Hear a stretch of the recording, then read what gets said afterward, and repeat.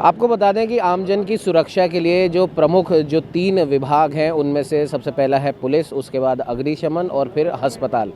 और सबसे बड़ी बात है ये जो तीनों विभाग हैं वो आमजन की, जैसा कि मैंने बताया कि सुरक्षा के लिए हमेशा तैनात रहते हैं। इनकी ड्यूटी के कोई आर्स नहीं होते, 24 घंटे ये आमजन की सुरक्षा के लिए, उनकी सेहत की जांच के लिए, उनके घर बार की देखभाल के लिए, उनको कुछ हो ना उसके लिए 24 घंटे मुस्तैद रहते हैं।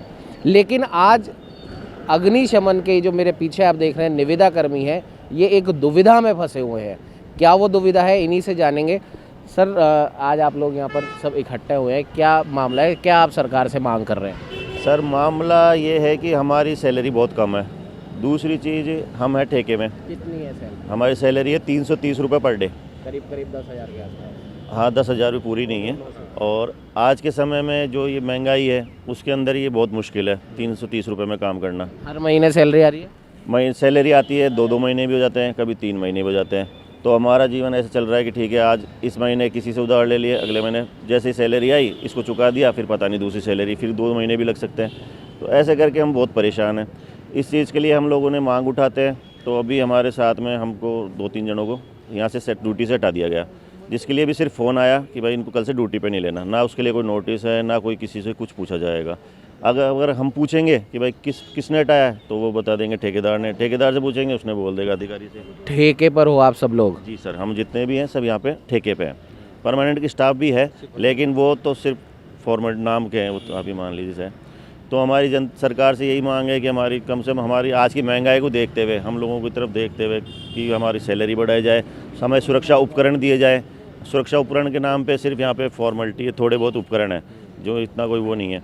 तो हम चाहते हैं भाई सुरक्षा उपकरण भी दिए जाए हमें, ताकि हम आज और भी जज्बे के साथ में काम कर सकें वहाँ पे, ताकि पीछे घर वालों को ये नहीं रहे कि हाँ ठीक है गया है, क्या पता क्या होगा। और आपके आने जाने का कोई समय है नहीं?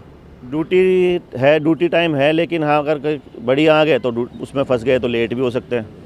और जो आप ओवर टाइम आप करते हैं तो इसका कुछ अलग से आपको मिलता है? सर, इसका कुछ ओवर टाइम का हमारा कुछ नहीं है। परमानेंटों के लिए ज़रूर है कि उनकी CCL बन जाएगी, वो छुट्टी ले सकते हैं। हमारे लिए ऐसा कुछ भी नहीं है। हमारे ठीक है, कभी काम पड़ेगा तो आपको, कभी बाई चांस में कभी आपका अच्छा है तो ठीक है, आपको छुट्टी मिल जाएगी। लेकिन अगर आपने छुट्टी करी है तो आपकी तनख्वाह भी कटेगी। मेरा नाम विकास कुमार सोनी है। मैं घाटगेट फायर स्टेशन पे काम करता है। 5-6 साल से मैंने काम किया है। तो मैं हमेशा ठेके वालों के लिए, अधिकारियों के लिए आवाज़ उठाता हुआ आया हूँ और काफ़ी चर्चित भी हूँ। और इस वजह से कई बार मुझे हटाया गया है। और इस बार मुझे 7 महीना हो गया। 7 महीने से मेरा परिवार जानता है, कभी तो रोटी बनती है, कभी नहीं बनती है। क्योंकि 9,000 के अंदर आप जानते हो 3-4 हज़ारों महीने का दूध आता है। बूढ़े माँ बाप है, बीमार माँ बाप, तो ऐसा इसका कोई सोचता नहीं है सर। और मतलब इतना हमको शोषण किया गया है कि दबाव के रखते, गुलामी की जो अंग्रेज की गुलामी करते थे, इस तरीके की नौकरी हो रही है सर। 7 महीने मुझे हटे हुए हो गए। अधिकारी लोग सारे सब दादागिरी, मिली भगत से दादागिरी के लोगों को उठा देते हैं, आवाज़ उठाते हैं। तो मतलब ये है कि हमारे बंद के रहो, हमारे 330 में करो नहीं करो। अपने इस जो भी आप लोगों को जो असुविधा जो हो रही है उसके लिए सरकारी किसी व्यक्ति के पास अपनी आवाज़ पहुंचाई, सरकार तक, CM तक, प्रशासन तक? नहीं, सरकार में हमेशा हम पूरे मंत्रियों को ज्ञापन देते हुए आए हैं अपने स्तर से। मैं 7-8 साल मुझे मंत्रियों का ड्राइवर में रहा हूँ मैं। तो सब मेरे स्तर से सभी ने किया है, मेरे भाइयों ने भी किया है, सभी आपस में लोग हैं, सभी ने किया, लेकिन हमें इसका कोई ऐसा समाधान नहीं मिला। और आज हम रोड पे हैं और हमारे जीवन का कोई मतलब ऐसा नहीं है कि हमारा जीवन बन जाएगा।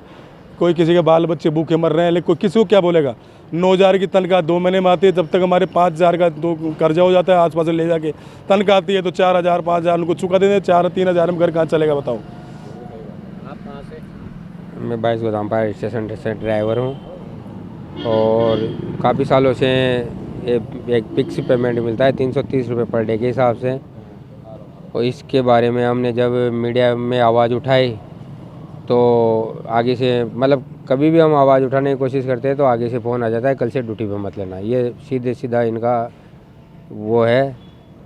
बाकी ये काफ़ी सालों से 330 रुपये एक फिक्स उस पर कर रखे। ना तो हमारी ID प्रूफ है कोई कि हम फायर में हैं, ना हमारे भाइयों के पास सेफ्टी उपकरण है, और ना हमारा कोई इंश्योरेंस है।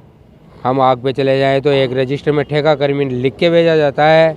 कल को अगर उसके साथ कुछ हो जाता है तो उसको क्या पता, यहाँ वो बताएंगे कि ड्यूटी पे गया है या नहीं गया, क्या पता, इनको मना भी कर सकते हैं। ऐसा ही हमारे भाई के साथ एक 3 साल पहले आकाश शर्मा नाम है, जिसका ऑन ड्यूटी एक्सीडेंट में पैर टूट चुका था, जिसमें 7-8 ऑपरेशन दुर्लभ जी हॉस्पिटल में हुए हैं।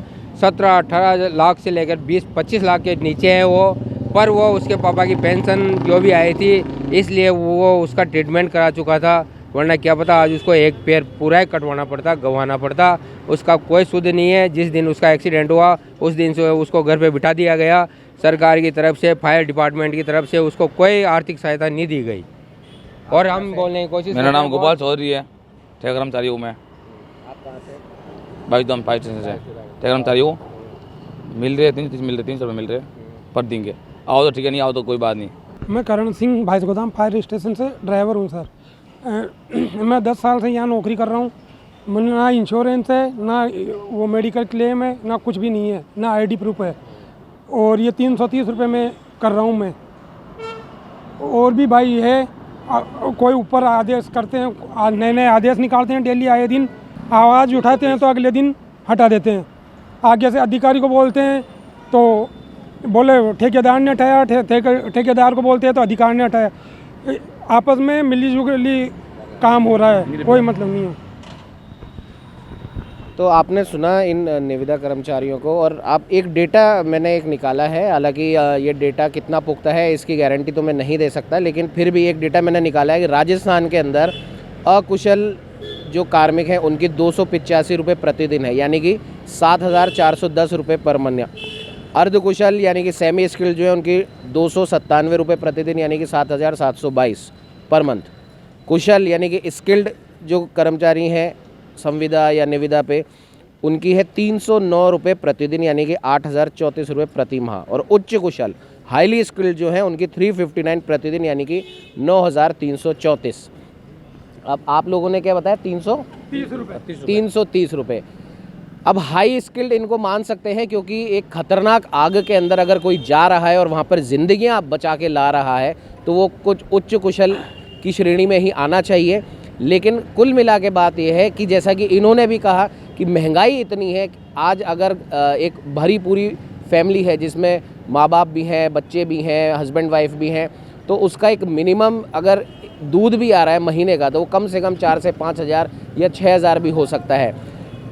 इन लोगों का ये कहना है कि 5-6 हज़ार तो सिर्फ और सिर्फ उस दूध का या फिर राशन का खर्चा हो जाता है, और इनके हाथ में जो ठेकेदार इनको जो पे करता है 330 रुपये महीने के हिसाब से, आप सोच सकते हैं 9,300 या इतना ही कुछ होगा, 10,000 से भी कम है। तो आज के इस दौर में इनका जो इनकी मांग है कहीं ना कहीं वो उचित भी लगती है। हालांकि मानना ना मानना वो सरकार का, प्रशासन का है, लेकिन ये लोग वो मांग उठा रहे हैं कि एक ऐसी रकम हर महीने इनके पास में आए जिससे कम से कम इनके परिवार का जो रहना खाना पीना जो है वो उसका गुजर बसर हो जाए। और क्योंकि ये फायर फाइटर्स हैं, अब फायर फाइटर्स हैं तो आग में भी ये जाते हैं, लोगों की ज़िंदगियां बचाते हैं। उपकरण इनके पास में उचित नहीं है, ऐसा इन लोगों का कहना है। तो उपकरण, मॉडर्न इक्विपमेंट की ये लोग मांग कर रहे हैं कि हमें वो उपकरण ऐसे दिए जाए ताकि हम जो दूसरों की ज़िंदगी बचा रहे हैं तो हमारी ज़िंदगी के ऊपर भी किसी प्रकार की कोई आँच न आए। एक उदाहरण भी इन्होंने दिया था, इन्हीं के एक साथी के साथ में एक दुर्घटना हो गई थी और 20-25 लाख का जो भी खर्चा आया वो जो इनके ठेकेदार हैं उन्होंने देने से मना कर दिया। सरकार से, प्रशासन से इन्होंने कई मरतबा अपनी आवाज़ उठाने की कोशिश करी है, लेकिन इनकी आवाज़ हमेशा अनसुनी कर दी गई है।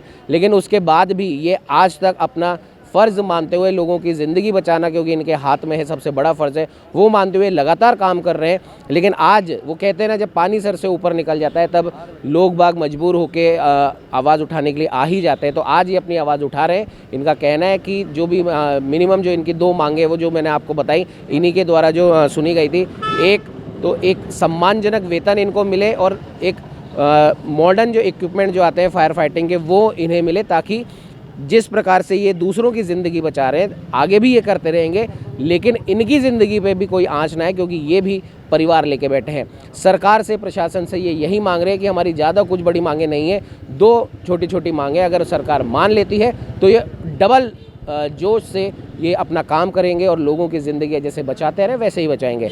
अब देखने वाली बात है कि इनकी मांगे सरकार तक पहुँचती भी हैं या नहीं।